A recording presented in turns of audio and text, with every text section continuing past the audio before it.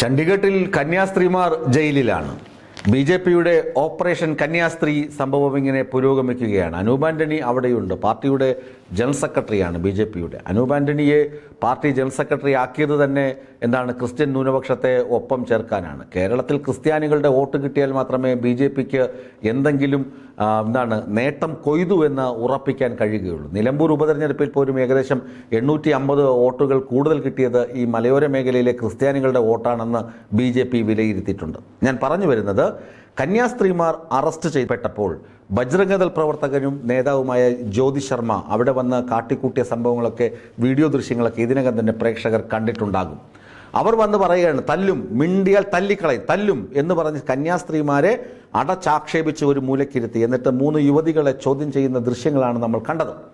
ഈ ജ്യോതി ശർമ്മ കഴിഞ്ഞ ദിവസം മാധ്യമങ്ങളെ കണ്ടിരുന്നു. ജ്യോതി ശർമ്മ പറഞ്ഞത് എന്താണ്? അവർ പറഞ്ഞു, ഇനിയും ഇവരെ അടിക്കും, ക്രിസ്ത്യാനികളെ കണ്ടാൽ ഇനിയും അടിക്കും. അതാണ് ജ്യോതി ശർമ്മ പറയുന്നത്. അവിടെയാണ് കേരള ബി.ജെ.പിയുടെ ഇടപെടൽ തുടങ്ങുന്നത്. ഇവിടെ ഒരു ബിഷപ്പ്, നമ്മുടെ മലബാർ മേഖലയിൽ പ്ലംബ്ലാനി ഒരു ബിഷപ്പുണ്ടല്ലോ, അയാൾ വായിൽ തോന്നുന്നത് മുഴുവൻ വിളിച്ചു പറഞ്ഞ ആളെ കൂട്ടുന്ന ഒരു ബിഷപ്പാണ്.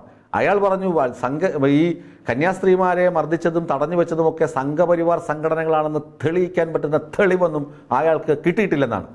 അപ്പോൾ തന്നെ സോഷ്യൽ മീഡിയയിൽ തിരുവല്ലം ബാസിയെ പോലുള്ള മുതിർന്ന മാധ്യമപ്രവർത്തകർക്ക് എഴുതി, ഈ പീലാത്തോസുമാർ, ഇത് ക്രിസ്തുവിനെ ഒറ്റുകൊടുത്ത യൂദാസുമാരും കൈകഴുകിക്കളഞ്ഞ പീലാത്തോസുമാരും ഒക്കെ ഇപ്പോഴും ഈ സഭയ്ക്കുള്ളിൽ ജീവിച്ചിരിപ്പുണ്ട്. അതിന് ഉത്തമ ഉദാഹരണമാണ് ഈ പോങ്ങനെന്നൊക്കെ വിളിച്ചാൽ ഒരു കുഴപ്പമില്ല. ഇങ്ങനെ ഇമാതിരിയുള്ള ബിഷപ്പുമാരൊക്കെ പോങ്ങനെന്ന് വിളിച്ചാൽ തെറ്റൊന്നുമില്ല എന്നാണ് എൻ്റെ പക്ഷം.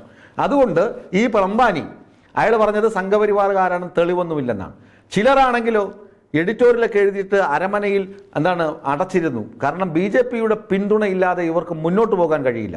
കേന്ദ്രം ഭരിക്കുന്ന ബി.ജെ.പിയുടെ പിന്തുണ ഇവർക്ക് ലഭിച്ചേ പറ്റുകയുള്ളൂ. അതുകൊണ്ട് ബി.ജെ.പിക്കെതിരെ ഒരക്ഷരം മിണ്ടാൻ അവർ തയ്യാറായില്ല. അങ്ങനെ വിമർശനം കല്ലേറ് പോലെ അരമനകളുടെ ചില്ലുമേടകൾ തകർക്കപ്പെട്ടപ്പോൾ ഇറങ്ങി രാജ്ഭവൻ മാർച്ച്, അങ്ങനെയുള്ള മാർച്ച്, ഇങ്ങനെയുള്ള മാർച്ച്, പ്രതിഷേധം കനപ്പിച്ചു.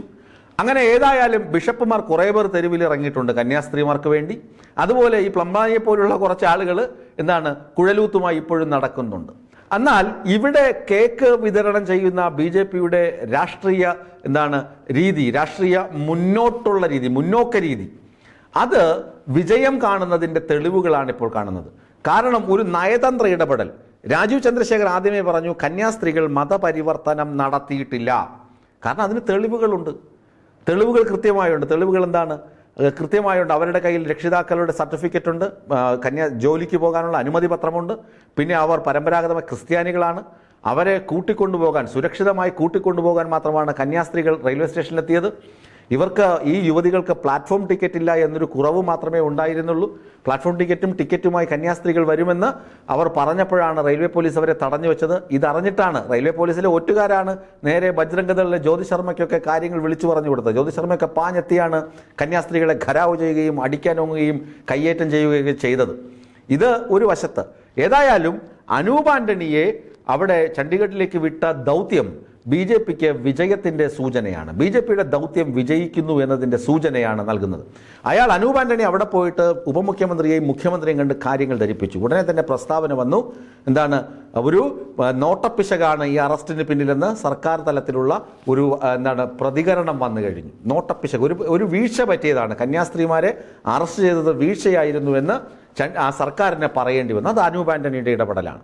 അതായത് കേരള ബി.ജെ.പിയുടെ അധ്യക്ഷൻ പറയുന്നു, മതപരിവർത്തനം നടത്തിയിട്ടില്ല, അതിന് തെളിവുകളുണ്ട്. കന്യാസ്ത്രീമാരുടെ അവിടേക്ക് നേരിട്ടൊരു പ്രതിനിധി അയക്കുന്നു, അനൂപ് ആന്റണി അയക്കുന്നു. പാർട്ടിയുടെ ജനറൽ സെക്രട്ടറി അയച്ചിട്ട് അവിടെ മുഖ്യമന്ത്രിയുമായും ഉപമുഖ്യമന്ത്രിയുമായും ചർച്ച നടത്തിയിട്ട് തീരുമാനം വരുന്നു. അതൊരു പിഴവ് സംഭവിച്ചതാണ് വീഴ്ച സംഭവിച്ചതാണ് എന്ന തരത്തിലുള്ള പ്രസ്താവന വരുന്നു.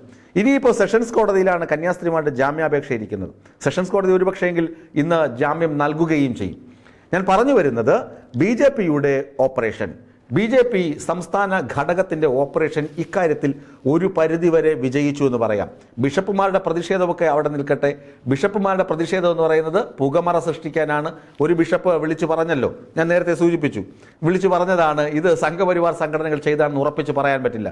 അതുകൊണ്ട് ബിഷപ്പുമാരുടെ ഈ പ്രതിഷേധമൊക്കെ മാറ്റിവെച്ചിട്ടാണ് ഞാൻ രാഷ്ട്രീയം പറയുന്നത്. ഇടത് എം.പിമാരും അതുപോലെ തന്നെ ദേശീയ നേതാക്കളുമൊക്കെ കന്യാസ്ത്രീമാരെ കാണാൻ അവിടെ പോയപ്പോൾ ഒരു വിഭാഗം ആളുകൾക്ക്, ജോൺ ബ്രിട്ടാസ് ഉൾപ്പെടെയുള്ള ആളുകൾക്ക് വിലക്കേർപ്പെടുത്തി, അങ്ങോട്ട് കാണാൻ അനുവദിച്ചില്ല. അങ്ങനെ ദേശീയ തലത്തിൽ ഇടത് നേതാക്കളുടെ ഇടപെടൽ, പാർലമെന്റിലുള്ള ഇടപെടൽ, കോൺഗ്രസ് ഹൈബി ഈഡൻ, ബെന്നി ബെഹനാൻ തുടങ്ങിയവരുടെ ഇടപെടലുകൾ, ഇതൊക്കെ ഫലം കാണുന്നുണ്ട്. സഭ ഒരു തരത്തിലും ഈ കന്യാസ്ത്രീമാർക്ക് വേണ്ടി വാ തുറന്നില്ല. ആകെ ദീപികയുടെ മുഖപ്രസംഗം, അതിൽ ചൊരുക്കുപൂണ്ട് പ്രതിഷേധത്തിന് ഇറങ്ങി എന്ന് മാത്രം. അല്ലാതെ സഭയുടെ ഇടപെടലല്ല, രാഷ്ട്രീയ ഇടപെടലുകളാണ് കന്യാസ്ത്രീമാരുടെ മോചനത്തിലേക്ക് വഴി തുറക്കുന്നത്. അതിൽ പ്രത്യേകിച്ച് കേരള BJPയുടെ ഇടപെടൽ എടുത്ത് പറയേണ്ടതാണ്.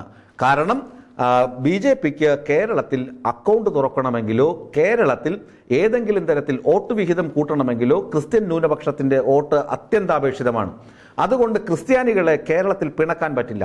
നോർത്ത് ഇന്ത്യയിൽ ക്രിസ്ത്യാനികൾക്ക് നേരെ നടക്കുന്ന ആക്രമണങ്ങൾ പലപ്പോഴും കേരളത്തിൽ വലിയ വാർത്തയായി ചർച്ച ചെയ്യപ്പെടുമ്പോഴും കേരളത്തിലെ അരമനകളിലേക്ക് കേക്കുമായും പൂക്കളുമായും പൂച്ചെണ്ടുമായും ഷോളുകളുമായും BJP നേതാക്കൾ കടന്നു ചെന്ന് ഈ പിതാക്കന്മാരെ മുഴുവൻ വശത്താക്കിക്കൊണ്ടിരിക്കുകയാണ്. പിതാക്കന്മാർക്ക് മോഹനസുന്ദരമായ വാഗ്ദാനങ്ങൾ നൽകിയിട്ടുണ്ടോ എന്നൊന്നും നമുക്കറിയില്ല. പിതാക്കന്മാർക്ക് ഒരു കാര്യം അറിയാം, സഭ ഓർഗനൈസറിൽ എഴുതിയ ലേഖനമനുസരിച്ച് അടുത്ത സഭയാണ് ടാർഗറ്റ്.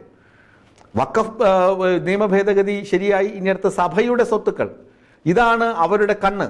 അപ്പോൾ അത് തടയണമെങ്കിൽ സഭയ്ക്ക് നേരെ എതിരെയുള്ള കേന്ദ്ര സർക്കാരിൻ്റെ നിയമപരമായുള്ള തിരിച്ചടികൾ നിയമപരമായ ഒരു തിരിച്ചടിക്കും സാധ്യതയില്ലെങ്കിൽ പോലും കേന്ദ്രം ഒന്ന് വിചാരിച്ചു കഴിഞ്ഞാൽ കേരളത്തിലെ കത്തോലിക്ക സഭ മാത്രമല്ല ഇന്ത്യയിലാകെയുള്ള കത്തോലിക്ക സഭയും മറ്റ് ക്രൈസ്തവ സമൂഹങ്ങളെയും ഒക്കെ സംശയത്തിൻ്റെ നിഴലിലാക്കാം, അവരെ സപ്രസ് ചെയ്യാം, അടിച്ചമർത്താനും കഴിയും. അത് ഉണ്ടാകാതിരിക്കാൻ BJPയുമായുള്ളൊരു ബാന്ധവം അത്യാവശ്യമാണെന്ന് പിതാക്കന്മാർക്കറിയാം, അതായത് ബിഷപ്പുമാർക്കറിയാം, അരമനകൾക്കറിയാം. ആ ചിന്തയെയാണ്, ആ ഒരു അറിവിനെയാണ് BJP നേതാക്കൾ കേരളത്തിൽ ചൂഷണം ചെയ്തുകൊണ്ടിരിക്കുന്നത്. BJP നേതാക്കൾ പറയുന്നു, നിങ്ങളെ ഞങ്ങൾ സംരക്ഷിക്കുന്നുണ്ട്, നിങ്ങൾ ഞങ്ങൾക്കൊപ്പം നിൽക്കണം എന്ന് നിരന്തരമായി കണ്ടും കേട്ടും അഭ്യർത്ഥിച്ചുകൊണ്ടിരിക്കുകയാണ്. അതുകൊണ്ട് തന്നെയാണ് രാജീവ് ചന്ദ്രശേഖർ ഉടനെ തന്നെ പ്രസ്താവന ഇറക്കിയത് മതപരിവർത്തനമല്ല, എന്നിട്ട് ഒരു ദൂതനെ അങ്ങോട്ട് അയക്കുകയും ചെയ്തത്. ആ ഓപ്പറേഷൻ സക്സസ് ആവുകയാണ്. അതുകൊണ്ട് തന്നെ BJP അരമന ബന്ധം അത് വീണ്ടും ശക്തമായി തുടരും. അതിനെ പൊളിച്ചെഴുതാൻ കേരളത്തിലെ ഇടതുമുന്നണിക്കോ വലതുമുന്നണിക്കോ കഴിയുമെന്ന് തോന്നുന്നില്ല. കാരണം അരമനകൾ വാണുകൊണ്ടിരിക്കുന്നത് കപടതയുടെയും അധികാരമോഹത്തിൻ്റെയും ഒക്കെ ദല്ലാളുമാരാണ് എന്നുള്ളതിന് തെളിവ് കൂടിയാണ് ഇപ്പോൾ ദീപിക മുഖപ്രസംഗം എഴുതിയതിന് ശേഷം മാത്രം ഉണ്ടായ ഈ പ്രതിഷേധാഗ്നി. അല്ലെങ്കിൽ കാസയും എന്ന് പറഞ്ഞൊരു സംഘടനയുണ്ട്, വേറൊരു സംഘടനയുണ്ട്, തീവ്രവാദി സംഘടനയുണ്ട്. ഈ കാസയുടെ പിന്നാലെ ഈ പിതാക്കന്മാരൊക്കെ BJPയിൽ പോയി മാമോദിസ മുങ്ങിക്കൊണ്ടിരിക്കുകയാണ്.